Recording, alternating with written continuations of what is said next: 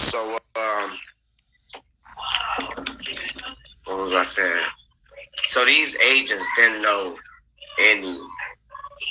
I don't know that the lead agent on my daughter's case, what the FBI. I don't even know the responding officers to the initial calls from Jasmine with this situation with my daughter. I have yet to know any officer that has any dealings with my daughter's case. Okay, so I can't contact these people. I can't ask them to meet me somewhere and do anything. So like I said, when I arrived to this location today at that specific time, they was there. You know what I mean? They was there.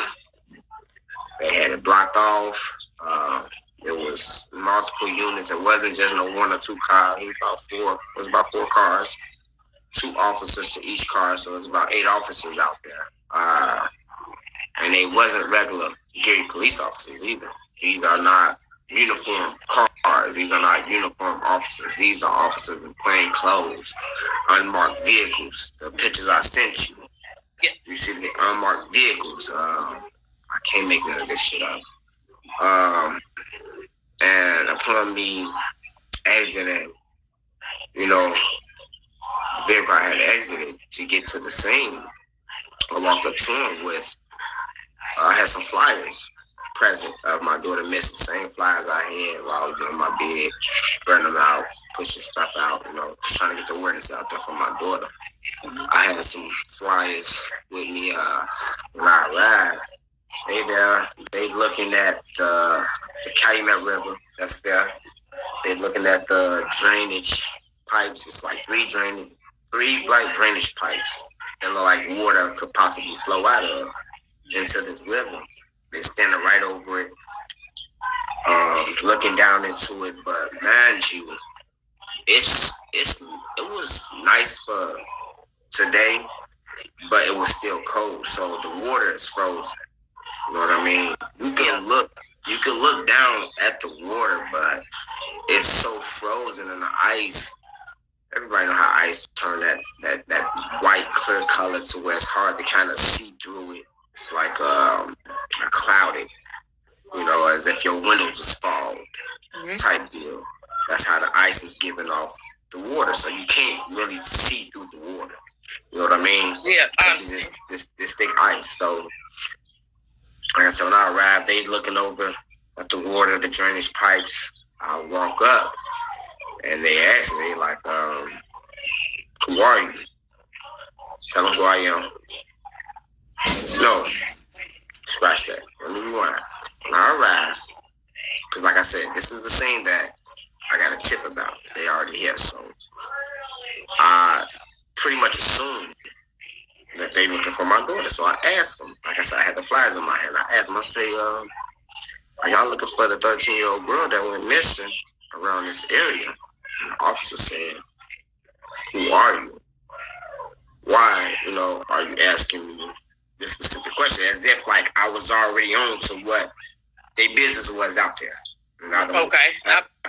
I don't work with, you feel me? Yeah. So I told him, I'm like, shit, I'm my father. You know what I mean? I had came across the tip. I had planned to come here at this time to look at this location. And if I had found something, I was going to, contact who I need to contact about whatever findings I had. And I showed them the flyers of my daughter. And like, these are some flyers of my daughter, that I'm putting in local businesses around. A lot of businesses took these flyers down. I'm back out here putting them back up, I said, I'm just trying to look for my daughter, find my daughter. He said, well, it's an ongoing investigation right now. You have no access.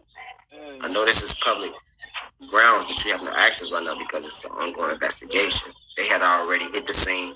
They already got it locked down. I can't walk certain paths or do certain things because they already own this shit. I got you. You know what I mean? So now I have to fall back and let them do their job. You know what I'm saying? And if there's any findings or anything, I have to wait for them to contact me. But like I said, upon arriving to the scene, it was definitely federal agents there. Yes, You gotta go watch your show. Go watch your show. Dad almost done, okay? Get that 1 minute. But thank you. That's the way for you, okay? Like I said, upon arriving on the scene, they was already there. They had, like I said, they was looking over the water. They was looking within that lamp. Like, they already had an idea of kind of where I was finna look. You know what I mean? Yeah. So,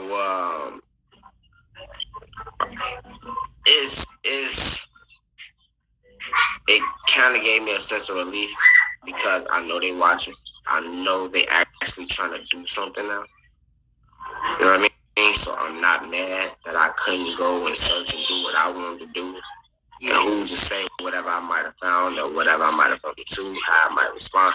It's a reason for everything. You know what I mean? But at the same token, it's like there's supposed to be some type of ground of communication. You know, I left certain information with these agents. Whatever y'all found, whatever y'all didn't find, y'all could have called that line and, hey, this is what we came up with. This is how we looking at stuff. Nothing yet. You know what I mean? So I know the feds move differently than what state and city police would do. So I am respecting they authority and they badge and whatever else they got going on their jurisdiction. I understand they move differently than other departments, but at the same time, I still deserve some type of communication ground. I still deserve some type of informative information to give me some type of comfort, if not comfort, some type of sleep at night because I'm not getting that. So at the end of the day, it's just like y'all can watch labs, y'all can tap people's phone, y'all can do all this other incredible abilities when it comes to this technology. But it's been 8 months. And y'all shouldn't be following the same leads I'm following. Y'all should have something more advanced than what I got. That's all I'm saying. You know what I mean? Like, I'm not saying that they superheroes. I'm not saying they're Avengers. We talk about humans. They the feds. They still people. I get that. Mm-hmm. But it's nowhere in hell y'all got all these electronics and all these resources accessible to y'all that I don't have, but yet y'all on the same leads and the same things that I'm following. Now I might be on the right path. Y'all might be following the right path like I'm following the right path. I'm not knocking that, but at the same token, at some point, y'all should have some type of advantage. They didn't. We talk about people that went to school for this shit. We talk about people that they didn't stay career. They've been doing this shit for years. Mm-hmm. How y'all finding everybody else in this area or figuring out certain things that's going on with the area, but yet when it comes to my daughter, nobody knows nothing. That makes no sense to me. Right. There's some type of idea with Emma.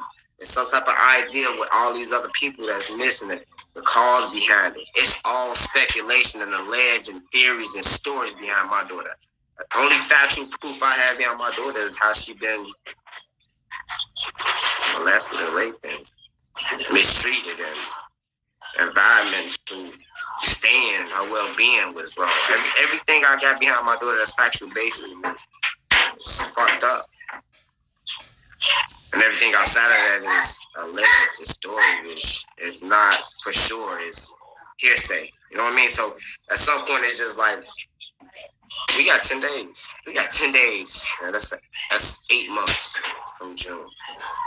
Okay? That's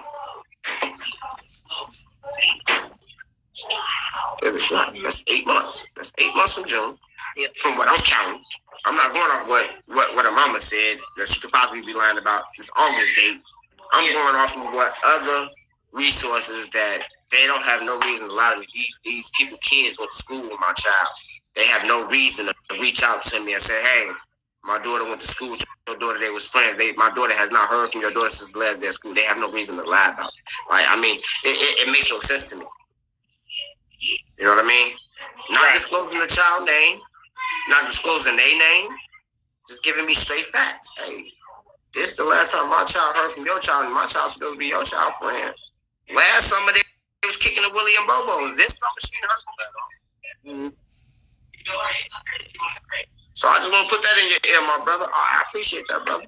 You feel me? You ain't have to tell me nothing. But he did. And I believe it.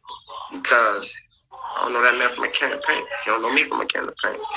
But just like he got a little girl, I got a little girl that's missing. And obviously that's hitting his own like it's hitting mine.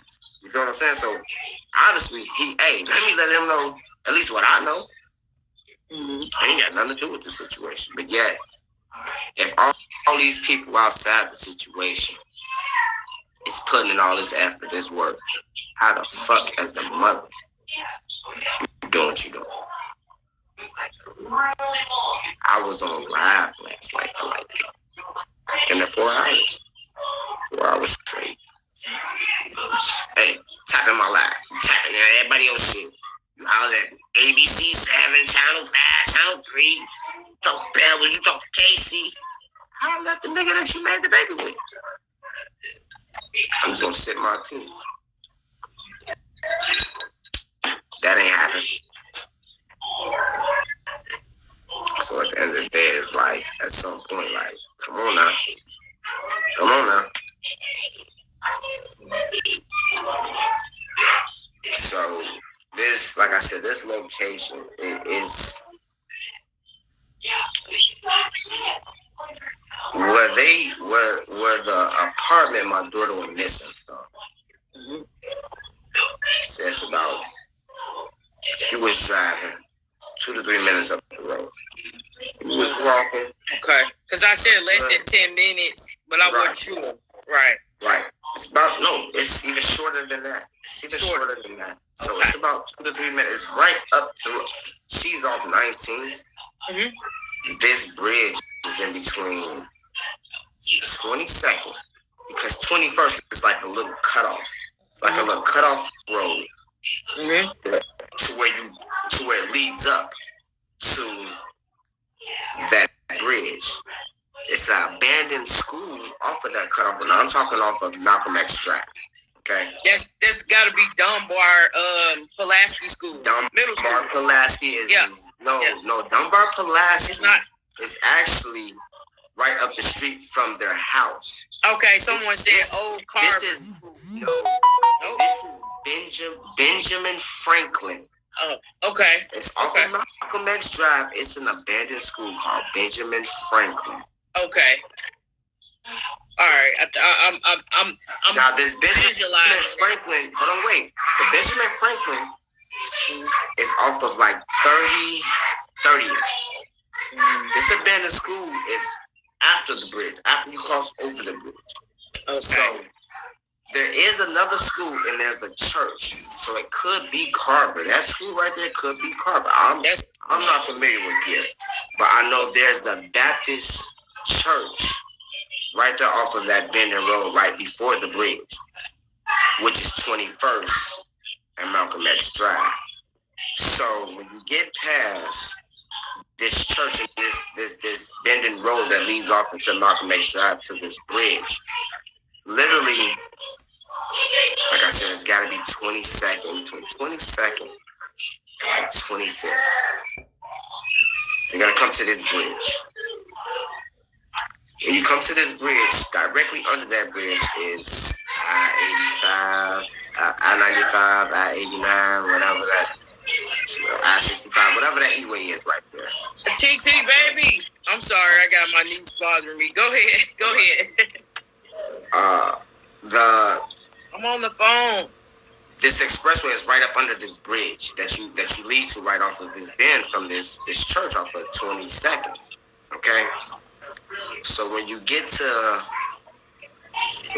this bridge, right, literally on both ends of the bridge is vegetation on both sides.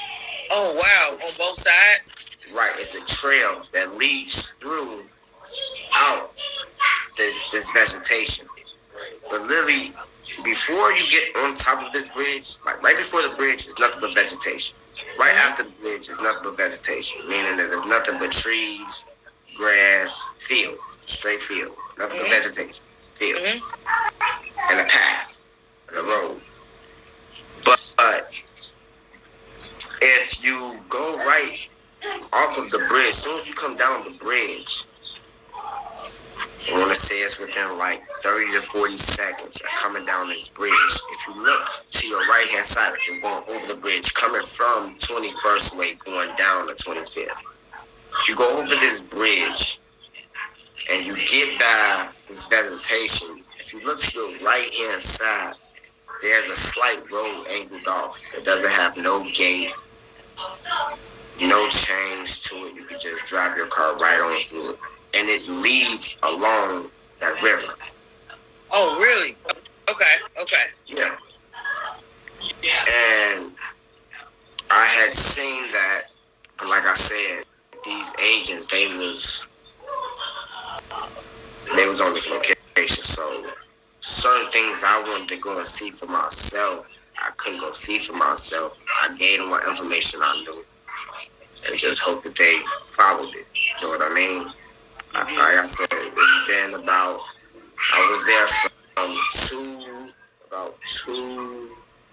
2:20 all the way till about 5:30. I was out there for about 3 hours. Okay. Dealing with these agents and telling them a lot of information I knew, explaining who I was, shit like that. So I say by the time 6 o'clock, somebody told me by the time 4 o'clock came around, 4:30 is when they made it over that way. They didn't see any agents on Malcolm X Drive. Nobody was there. Yeah. But at that moment, those agents had moved to, it's like a ranch or like a farm. Looking, if you pay attention to where I sent you that picture of that Charger that was sitting at back end of the road, that's directly behind that expressway and directly behind, right before you start going over the bridge. So that's some land right before the bridge, right before you start going over the bridge. Okay. It's like a little farm or something that's sitting on the left-hand side. They were back that way, which means it looked like a little barn house or something back there? But they're looking deeper into that area of that Calumet River, that accessing that farm, if you get what I mean. Yeah. Because obviously they can walk through that land and probably get closer and further down that riverbank to be able to search. That's the picture I sent you with the black Charger. Okay. The Dodge Ram, the pickup truck, was actually the truck that was blocking the road to where you can even get through to even try to even search the location, which means they have this location blocked off. Right. You see what I mean? So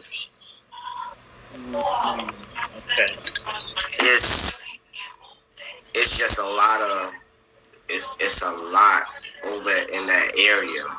It's too much over in that area to where it's like this whole area got to be searched because it's too many possibilities. Right. And by being so close to the residents, what better chance would they have to do something like that than that area? It's not far. They don't have to worry about getting jammed up in the midst of trying to transport. Right. It's right there. Right. Nobody's over there. Nobody's gonna be typically going up in there.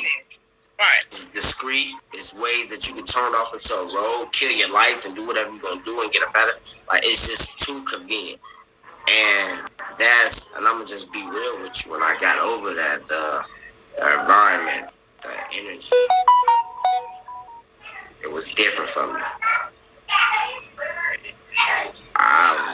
I rode past the address of where my daughter went missing, her mother's house, plenty of times. Yeah. No type of connection, no type of, I feel like something happened in here. When I got to this area, where I got that tip, it was weary, it's a different feeling. It's a feeling that I'm not used to, experiencing.